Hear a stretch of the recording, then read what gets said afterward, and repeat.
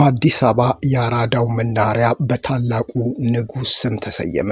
የአራዳው መናኸሪያ በአጼ ምኒልክ ስም ተሰይሞ የንጉሡ ስም ድጋሚ ከፍ ብሏል። የአጼ ምኒልክ ስም በአራዳ መናኸሪያ ዳግም ታድሷል። በኢትዮጵያ ዘመናዊ ስልጣኔ ፋና ወጊ በሆኑት ዳግማዊ አጼ ኃይለ ሥላሴ ስም የሚጠራ አዲስ የትራንስፖርት ማዕከል በአዲስ አበባ እምብርት ላይ ተሰይሟል። ቀደም ሲል የነጻ ፕሬስ ጋዜጦች መሸጫና የአራዳ ልጆች መናኸሪያ ተብሎ የሚታወቀው የጊዮርጊስ አደባባይ ፊት ለፊት የሚገኘው ይህ ስፍራ ዳግማዊ ምኒልክ አውቶቡስና ታክሲ መናኸሪያ በሚል ስያሜ ወጥቶለታል። የታሪካዊ ስፍራ በአዲስ መልክ ተገንብቶ ለአገልግሎት ክፍት መሆኑን ተከትሎ የከተማው ነዋሪዎችና መንገደኞች በየዕለቱ የታላቁ መሪ ስም እየጠሩ የጉዞ አገልግሎት የሚያገኙበት አጋጣሚ ተፈጥሯል። ስያሜው ንጉሱ ለኢትዮጵያ ካበረከቱት ታሪካዊ አሻራ ጋር ተያይዞ በዋናው አደባባይ ላይ የሚገኘውን የፈረሰኛ ሐውልታቸውን ቁልቁል የሚመለከት መሆኑ ልዩ ትርጉም ሰጥቶታል። ማይሞት ስም ያላቸው ዳግማዊ ምኒልክ